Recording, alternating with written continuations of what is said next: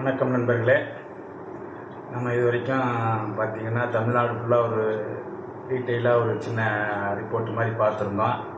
அதுக்கடுத்து பார்த்திங்கன்னா தென் சென்னை நாடாளுமன்ற தொகுதியை பற்றி பார்த்துருந்தோம். அதுக்கடுத்து தருமபுரி பார்த்துருந்தோம், அரக்கோணம் பார்த்துருந்தோம். நம்ம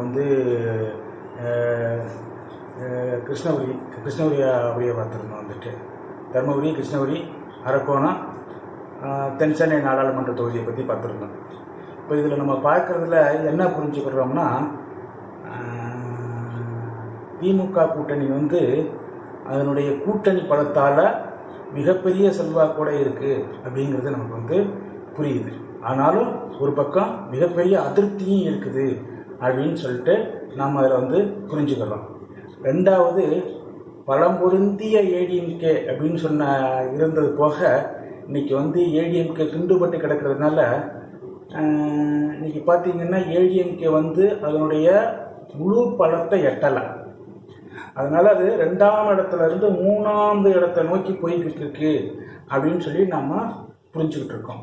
ஸோ கிட்டத்தட்ட 17% 20%க்குள்ளே போகுதுன்னா நிச்சயமாக ஏடிஎம்கே இது மிகப்பெரிய சரிவை நோக்கி போய்கிட்டு இருக்கு. அது ஒன்றுபட்ட அதிமுக இல்லாமல் இனிமேல் அது தன்னுடைய முழு பலத்தை எட்டுவதற்கு அவ்வளவு எளிமையாக கிடையாது, ஈஸி கிடையாது அப்படிங்கிறத அது காமிச்சு கொடுக்குது. 2. 3வது பார்த்திங்கன்னா பிஜேபி தலைமையிலான கூட்டணி மிகப்பெரிய அளவில் 22-23% தொடுதுன்னா பிஜேபி தலைமையிலான கூட்டணி வலுவடைஞ்சிட்டு வந்துக்கிட்டு இருக்கு அப்படிங்கிறத நம்ம பார்க்க முடியுது. இது எதை காமிக்குதுன்னா, தமிழ்நாட்டில் வெற்றிடம் இருக்குது அப்படிங்கிறத உறுதிப்படுத்துது.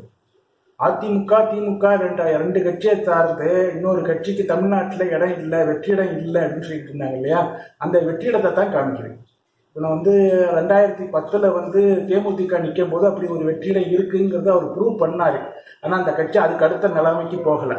அதே மாதிரி 2014 மக்களவைத் தேர்தலையும் பார்த்தீங்கன்னா தேமுதிக பிஜேபி கூட்டணி கிட்டத்தட்ட 16-17% ஓட்டுகளை பெற்று அப்பவும் ஒரு வெற்றிடம் இருக்குங்கிறத நிரூபணம் பண்ணாங்க.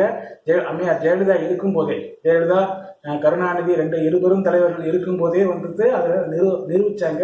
ஆனாலும் அதை அடுத்த கட்டத்துக்கு எடுத்துகிட்டு போகலை. இப்போ இது அடுத்து 2024 கூட்டணிக்கு எப்படி எடுத்துகிட்டு போகிறாங்கங்கிறது தெரியலை ஆனால் வெற்றிடம் தமிழ்நாட்டில் இருக்குது அப்படிங்கிறத ப்ரூஃப் ஆகிருக்கு. திமுக மேலே மிகப்பெரிய அதிருப்தி இருக்குது அப்படிங்கிறதும் இந்த கருத்து கணிப்பில் நமக்கு ப்ரூஃப் ஆகிருக்கு. கூட்டணி பலம் திமுகவுக்கு இருக்குது அப்படிங்கிறத நம்ம மறுக்க முடியாது. ஸோ இது மாதிரி விஷயங்கள் இருக்குது. நம்ம அடுத்த தொகுதிகளை நம்ம பார்ப்போம்.